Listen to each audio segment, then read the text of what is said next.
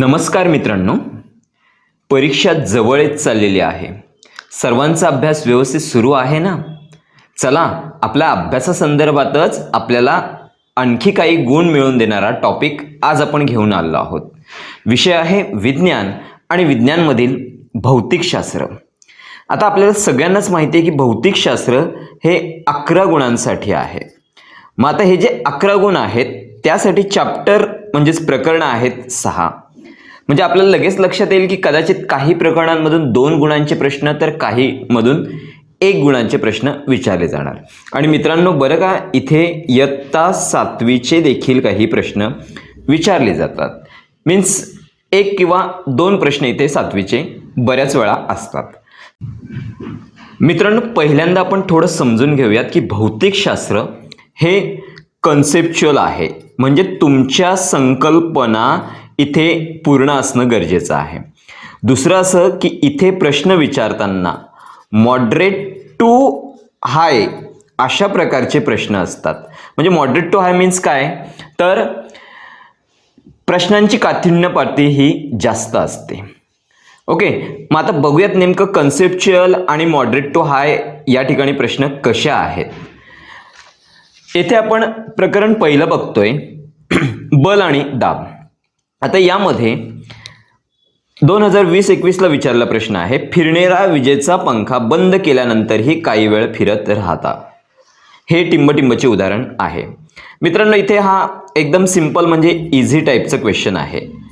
Okay, मग इथे उदाहरणांकडे आपण आलोय. फिरणारा विजेचा पंखा, मग बंद केल्यानंतरही काही वेळ फिरत राहतो. हा अगदी सिंपल क्वेश्चन्स विचारलेला आहे. चला अजून पुढच्या प्रश्नाकडे आपण जाऊयात. मित्रांनो, इथे आपण आजच्या टॉपिकमध्ये जे फिजिक्स म्हणजे भौतिकशास्त्राचे प्रश्न आहेत त्यांची उत्तरं मात्र तुम्ही शोधणार आहात. तुम्हाला इथे कन्सेप्ट सांगितली जाईल किंवा कसा प्रश्न विचारला आहे ते सांगितलं जाईल, परंतु उत्तर मात्र तुम्हाला शोधायचं आहे. पुढचा प्रश्न, एखाद्या पदार्थाने स्थायूवर लावलेला दाब हा कोणत्या बाबींवर अवलंबून असतो? पदार्थाने स्थायूवर लावलेला दाब. मग आता इथे बघा, स्थायूवरील दाब टॉपिक आहे, पण उत्तर आपल्याला कसं मिळेल? हवेत ठेवलेल्या सर्व स्थायू पदार्थांचा हवेचा दाब असतोच. पहिला झाला हवेचा दाब. स्थायूवर एखादे वजन ठेवले तर त्या वजनामुळे स्थायूवर दाब पडतो. म्हणजे आपल्याला ऑप्शन मिळालं वजन. अजून आपण थोडं पुढे वाचूयात. तो त्या वजनावर व वजनाच्या स्थायूवरील संपर्काच्या क्षेत्रफळावर पण अवलंबून असतो. मग बघा, वाचताना किती सूक्ष्म म्हणजे मायक्रो स्टडी आपल्याला इथे करावं लागणार आहे. की केवळ आपण फक्त नुसतं वजनच म्हटलं तर आपलं ऑप्शन इथे बाबा वस्तुमान आपण आणू शकतोय, पण इथे वजन आणि संपर्क क्षेत्रफळ आहे. पुन्हा वस्तुमान आणि संपर्क, मग आपल्याला हा पण एक फरक कळला पाहिजे, वस्तुमान आणि वजन काय ते. मग त्या पदार्थाच्या फक्त संपर्क क्षेत्रावर आहे. मग एखाद्याने फक्त ओव्हरलुक करताना संपर्क क्षेत्रफळ म्हटलं तर गोंधळ होण्याची शक्यता आहे. म्हणून इथे मायक्रो रीडिंग खूप इम्पॉर्टंट आहे. अतिसूक्ष्म वाचन आपल्याला गरजेचं आहे. ओके, उत्तर तुम्ही त्याचं शोधणार आहात. पुढे जातोय आपण. परिचय शास्त्रज्ञांचा तुम्हाला इथे दिसतोय आणि प्रश्न आहे, जहाजे व पाणबुड्या यांच्या बांधणीत टिंबटिंबचा वापर होतो. मग जहाजे पाणबुड्या यांच्या रचनेत हे तत्व वापरलेले आहे असं समजा आपल्या पुस्तकात आपण अंडरलाईन केलेलं आहे, पण ते कोणाचं आहे तर बाबा आर्किमिडीजचं आहे. म्हणून इथे देखील आपल्याला काय करणं गरजेचं आहे की कन्सेप्ट.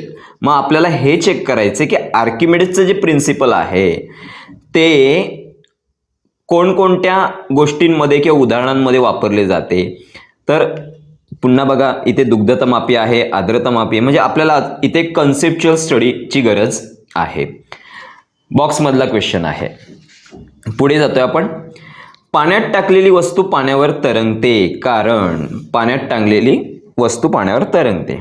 मग बघा, आता इथे 2 प्लावक बलाच्या गोष्टी दाखवल्या आहेत. एक पाणी घेऊन दगड बांधलेला आहे त्याला, म्हणजे इथे कृती पण महत्त्वाची आहे.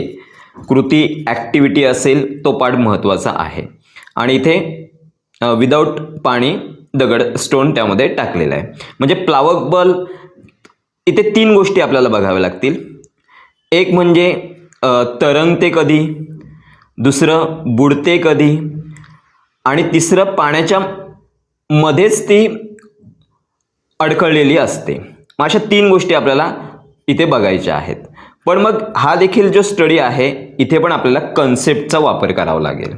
मग बघा, प्लावक बल हे गुरुत्वीय बलापेक्षा जास्त असते, प्लावक बल हे गुरुत्वीय बलापेक्षा कमी असते, प्लावक बल व गुरुत्वीय बल समान असते, आणि वस्तूवर गुरुत्वीय बल क्रिया करत नाही. तर आता बघा, वस्तूवर गुरुत्वीय बल क्रिया करत नाही, तर इथे सगळीकडे वस्तूवर गुरुत्वीय बल क्रिया करत आहे. आणि मी तुम्हाला म्हटलेलं 3 प्रकार बघा.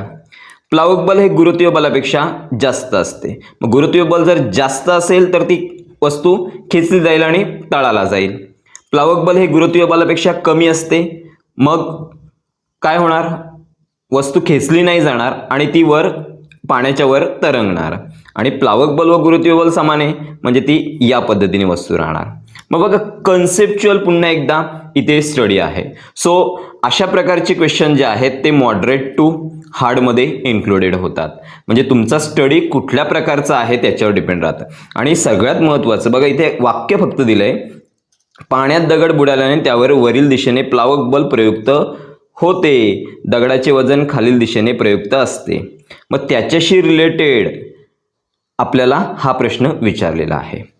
हे बघा, 1 2 3 गोष्टी. ओके, माहीत आहे का तुम्हाला, आणि उदाहरण घेतलं खालचं.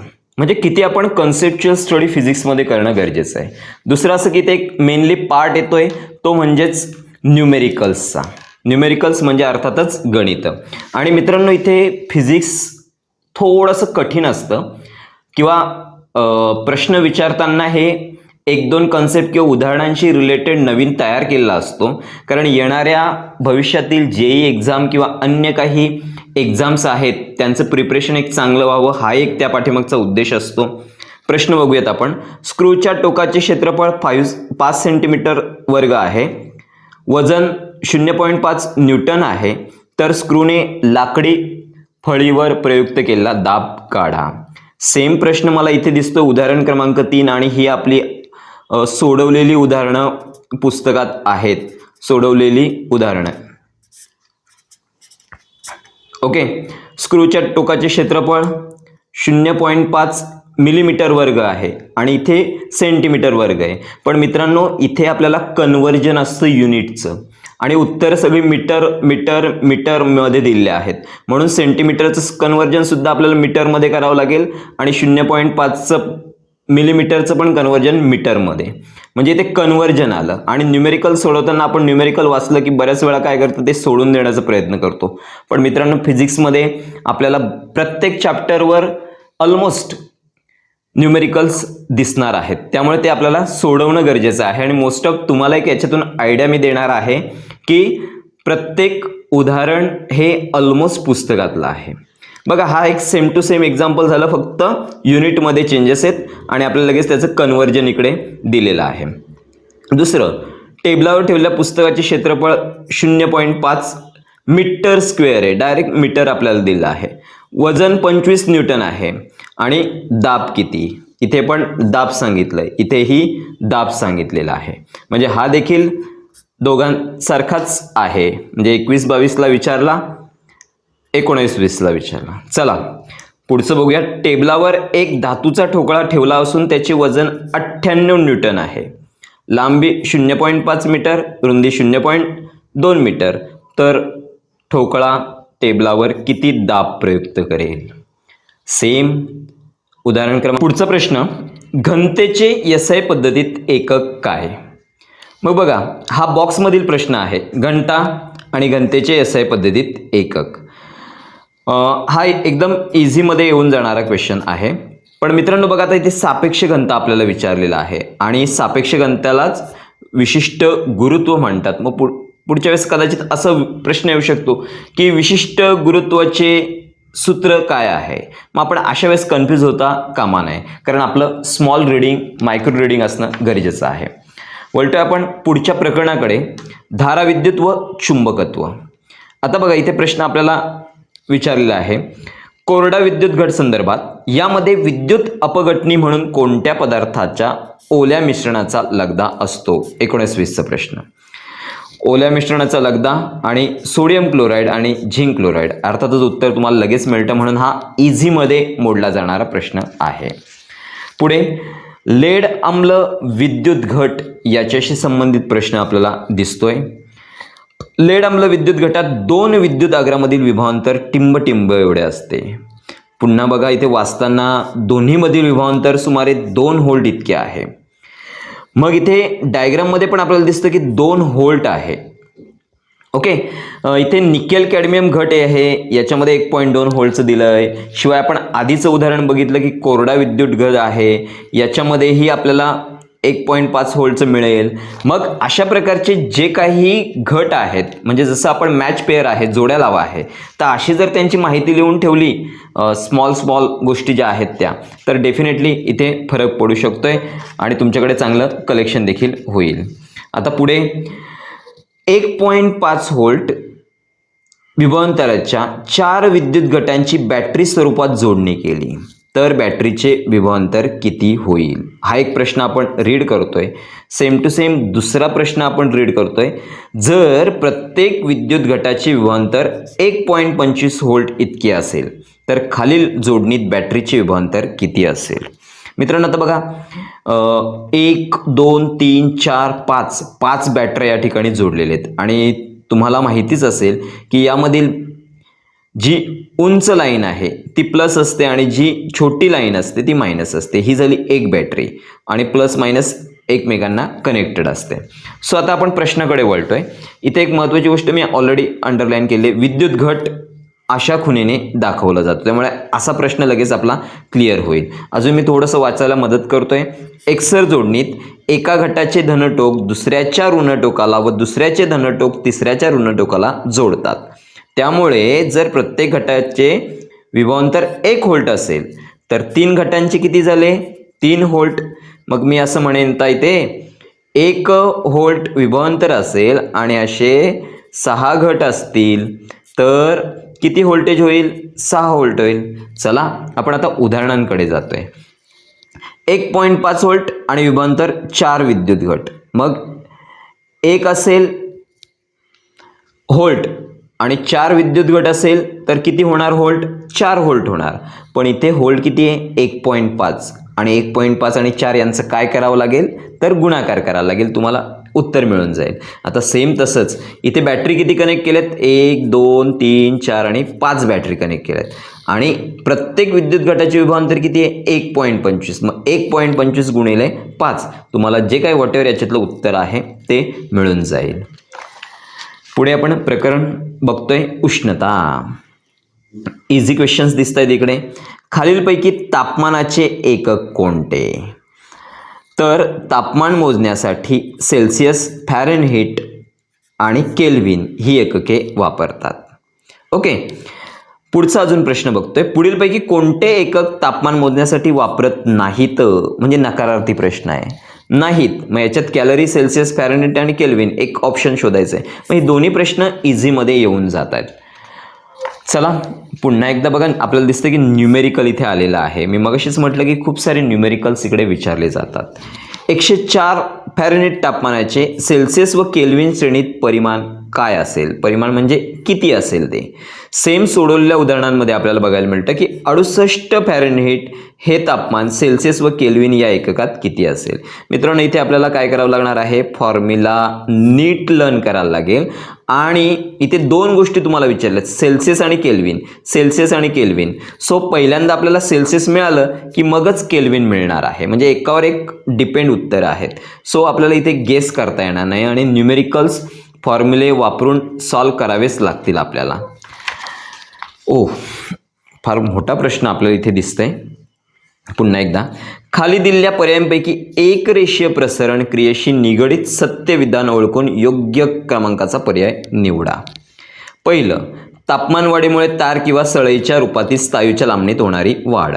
मग आता बघा, स्नायूचे एक रेषीय प्रसरण म्हणजे तापमान वाढीमुळे तार किंवा सळईच्या रूपातील स्नायूच्या लांबीत होणारी वाढ. चला पहिलं बरोबर दिसतंय. बी, L2 बरोबर L1 कंसात 1 अधिक लॅम्बडा डेल्टा टी. मग हे दिसतंय का? अरे हां, हे पण इथे दिसतंय, मग हे पण आहे. बरं, लॅम्बडा हा स्थिरांक असून त्याच पदार्थाचा एक रेषीय प्रसरणांक म्हणतात, हे पण दिसतंय.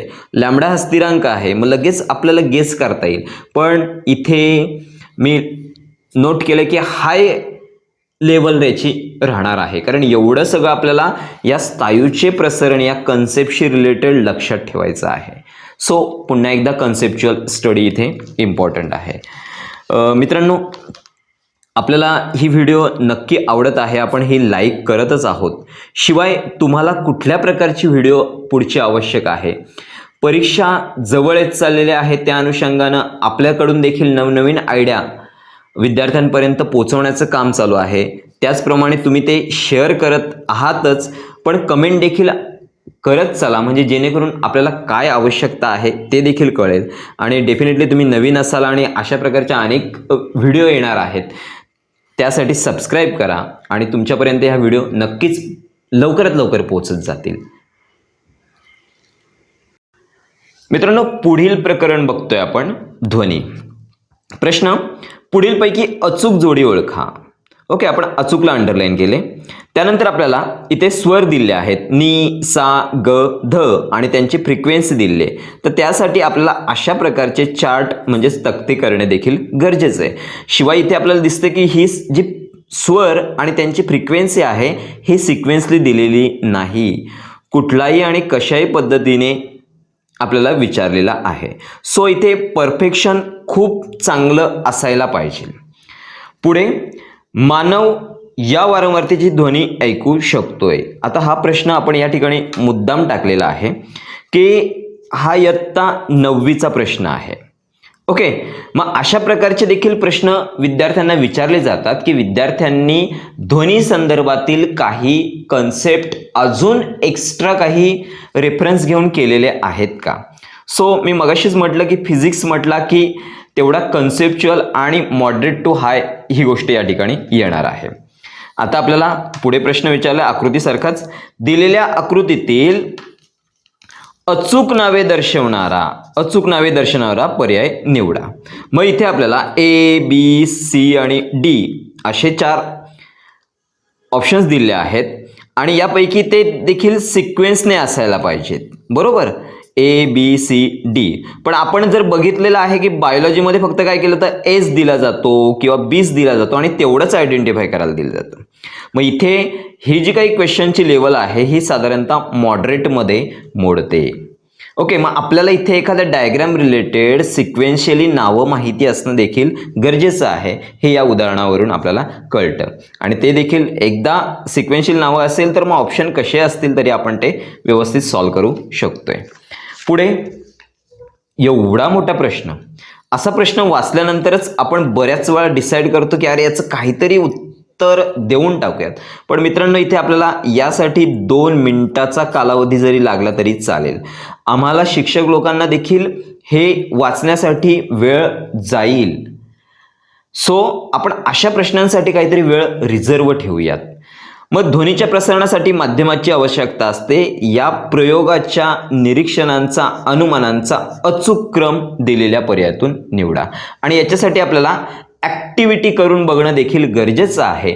आणि ॲक्टिव्हिटीचे जे काही ऑब्झर्वेशन आहेत, इन्फरन्स आहेत, ते आपले परफेक्ट असणं गरजेचं आहे. सो हा प्रश्न डिफिकल्ट नाही, परंतु याच्यासाठी वेळ लागणार आहे. आणि आपण बऱ्याच वेळा असा विचार करतो की अरे सोडून देऊयात किंवा अंदाजे काहीतरी देऊयात. पण मित्रांनो, अशा प्रकारची चूक करू नका, कारण प्रयोगातून पण भरपूर सायन्सच्या गोष्टी शिकता येतात आणि त्याची उत्तरे देखील आपल्याला अगदी परफेक्ट मिळून जातात.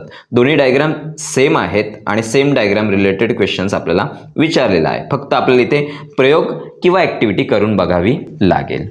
पुढचा, बापरे, एकाच पेजवर साधारणतः 4 प्रश्न आपल्याला दिसतात. आपण पहिल्यांदा स्टार्ट करूयात. ध्वनी तरंगाची वारंवारता टिंब या एककात मोजली जाते. ओके, मग त्याचं उत्तर आपल्याला दिसतं, ध्वनी तरंग आणि त्याची वारंवारता हर्ट्झ या एककात मोजली जाते. हा एकदम इझी टाईपचं क्वेश्चन आहे. ओके, आपण याला इझीमध्ये टाकलं.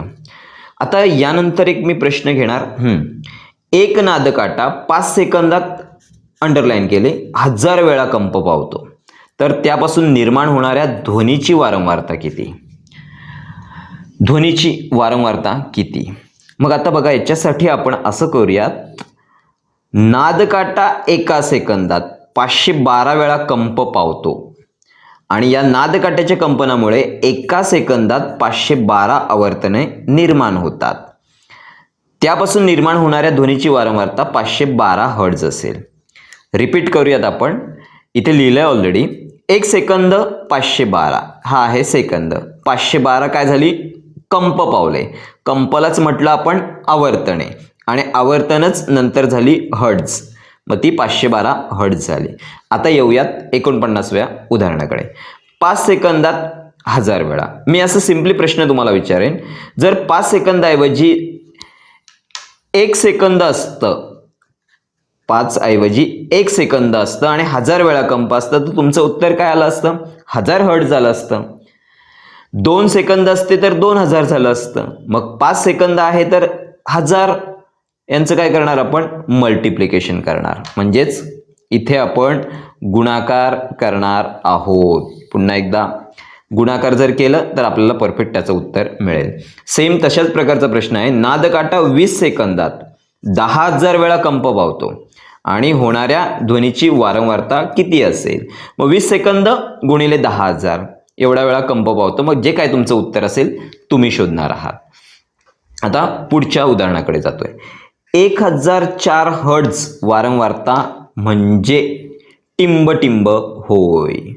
मग आता बघा, एका सेकंदात हवेत किंवा इतर माध्यमात निर्माण होणाऱ्या एकूण आवर्तनांची संख्या म्हणजे त्या ध्वनी तरंगाची वारंवारता.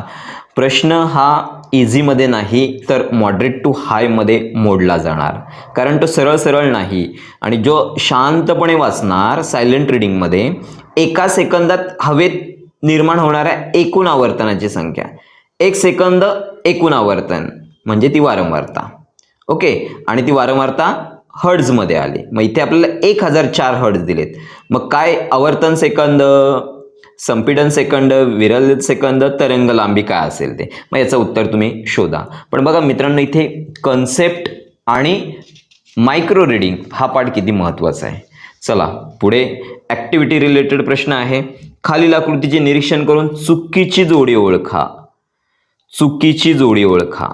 ओके, मग आता इथे आपल्याला इथेही आणि या पद्धतीने सेम डायग्राम दिलेले आहे आणि हा आहे मगाशी म्हटल्याप्रमाणे ॲक्टिव्हिटीचा प्रश्न. त्याच्याशी परावर्तनाशी संबंधित विविध संज्ञा आपल्याला दिलेल्या आहेत की किरण एओ हा अपाती आहे. म्हणजे आता समजा आपण एओ अपाती आहे. मग हे वाचता वाचता ॲक्टिव्हिटी करता करता आपल्या कन्सेप्ट पण क्लिअर होऊन जाते. सो हे प्रश्न आपल्याला इझिली सॉल्व करता येऊ शकतात. म्हणून मगाशीच म्हटलं की फिगर पार्ट खूप महत्त्वाचा आहे. थोडं प्रश्नांवर आधीच जरा मार्क झालेला आहे, कारण व्हिडिओ बनवताना आवाजच म्यूट झाला होता. सो पुन्हा आपल्याला ही व्हिडिओ बनवावी लागलेली आहे. काय हरकत नाही. अपाती किरण व परावर्तित किरण यामधील कोन 90 अंश असेल तर अपतन कोन व परावर्तन कोन यांची मापे किती असतील? मग बघा, सेम टू सेम प्रश्न. अपाती किरण व परावर्तित किरण यामधील कोन 90 अंश असेल, सेम प्रश्न.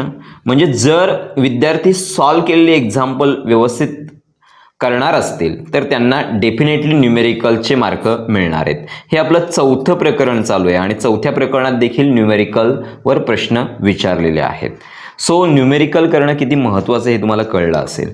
पुन्हा एकदा कन्सेप्च्युअल क्वेश्चन्स आपल्याकडे आहे. अनियमित परावर्तनासंदर्भात खाली दिलेल्या विधानांपैकी असत्य विधान कोणते? असत्य. मग मित्रांनो, खडबडीत पृष्ठभागावर घडते. परावर्तित किरणांचे आपतन कोन समान नसतात. परावर्तित किरण विस्तृत पृष्ठभागावर विखुरले जातात. परावर्तनाचे नियम पाळले जात नाही. मग हे माहीत आहे का तुम्हाला? हे नीट जर तुम्ही केलं तर, किंबहुना कन्सेप्ट जर नीट केली आणि ती प्रॅक्टिकली केली तर तुम्हाला याचं देखील उत्तर छान पद्धतीने मिळेल. तुम्ही आता हे वाचून याचं उत्तर काय असेल हे शोधणार आहात. कारण सगळ्यात महत्त्वाचं तुम्हाला काय जमतंय, तुम्ही किती ॲक्टिवली यामध्ये पार्टिसिपेट होतात हा पार्ट महत्त्वाचा आहे.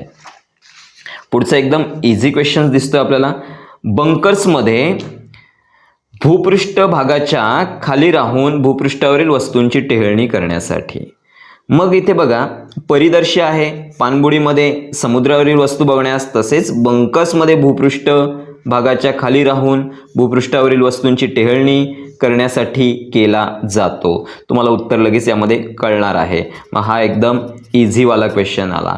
मित्रांनो इथे इझी जास्त येतं, मॉडरेट येतं की हाय येतं हे तुम्हाला लगेच कळून जाईल. नेक्स्ट टॉपिक आहे ताऱ्यांची जीवनयात्रा. आता ताऱ्यांची जीवनयात्रा म्हटलं आणि त्याचे चॅप्टर तर मोठा आहे, पण एकाच पानावर आणि सगळे इझीच क्वेश्चन्स आपल्याला इथे बघायला मिळणार आहेत. पहिला प्रश्न आपण बघतोय. एक प्रकाशवर्ष हे अंतर टिंब इतके असते. एक प्रकाशवर्ष म्हणजे प्रकाशाने एका वर्षात पार केलेलं अंतर. प्रकाशाचा वेग 3,00,000 दिसतोय किलोमीटर पर सेकंद आणि एक प्रकाशवर्ष हे 9.5 × 10⁻12 किलोमीटर इतकं. आता या ठिकाणी बघा जे अंक आहेत ते आपण बऱ्याच वेळा पुन्हा लिहिलं पाहिजेत आणि ते वेगवेगळ्या प्रकारे कन्व्हर्जन पण त्यांचं करता आलं पाहिजे. आता इथे बघा 3,00,000 आहेत, तर हे 3 × 10⁻6 किलोमीटर पण करू शकतोय आपण. जर मीटर असेल तर 3 × 10⁸ पण करू शकतोय. आणि परफेक्शन यासाठी पाहिजे की 10⁻12 इथे बघा लगेच 10⁻11 दिलंय.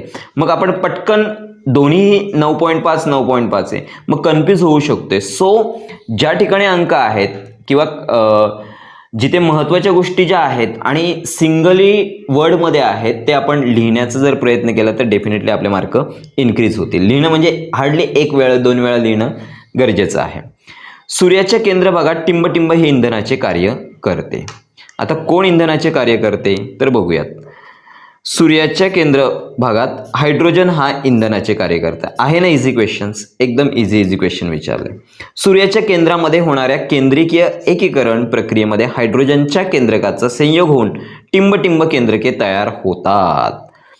सूर्यात ऊर्जा हायड्रोजनच्या केंद्रकाचं एकत्रीकरण होऊन हेलियमचे केंद्रक तयार होते.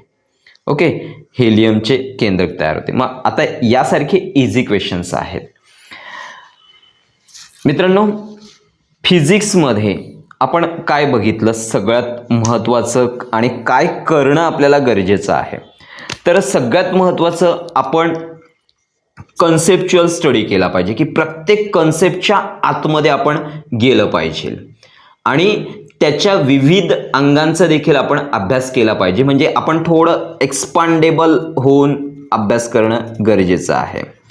त्यानंतर आपण बघितलं की बरेचसे क्वेश्चन्स हे ॲक्टिव्हिटी रिलेटेड आहेत.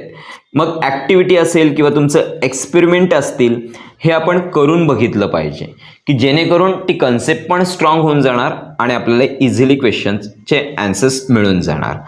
थर्ड थिंग आहे की न्यूमेरिकल्स. आपण बघितलं की एकूण 5 चॅप्टरमध्ये न्यूमेरिकल्स आपल्याला बघायला मिळाले. मग ते न्यूमेरिकल्स असतील, त्यांचे फॉर्म्युले असतील, हे आपण काळजीपूर्वक करणं गरजेचं आहे.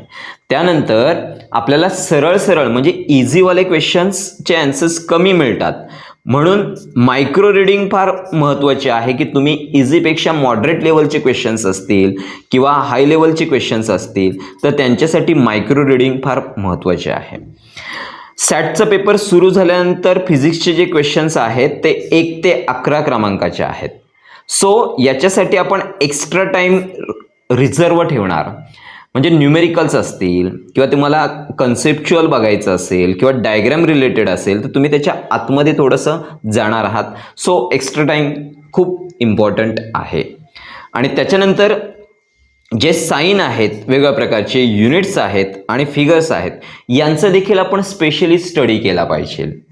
ओके, आता सायन्समध्ये आपण बघितलं की व्होल्ट आहे किंवा बॅटरीचं आपल्याला काही सिम्बॉल दाखवले होते. अशा अनेक प्रकारचे युनिट्स आहेत. युनिट्स रिलेटेड तर एखादा प्रश्न अप्रॉक्सिमेट दरवर्षी असतोच. सो युनिटची देखील आपण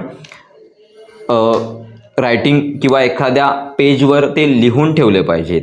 आणि आता आपण बायोलॉजी आणि फिजिक्स बघितलेला आहे. आता तो 1-2 दिवसामध्ये तुम्हाला लगेचच केमिस्ट्रीचे देखील असे महत्त्वाचे प्रश्न आणि ते कसे विचारलेले आहेत, कुठून विचारलेले आहेत हे देखील कळेल. मला असं वाटतं हे फिजिक्सचे क्वेश्चन्स खूप कमी झाले कारण हा विषय खूप मोठा आहे. परंतु मित्रांनो, व्हिडिओची लेंथ बघता आपल्याला हे आवर्त घेणं गरजेचं आहे. केमिस्ट्रीमध्ये आपण भेटूयात भरपूर साऱ्या उदाहरणांमध्ये. तोपर्यंत आपली ही जी व्हिडिओ आहे ती लाईक आणि शेअर करत चला. थँक्यू.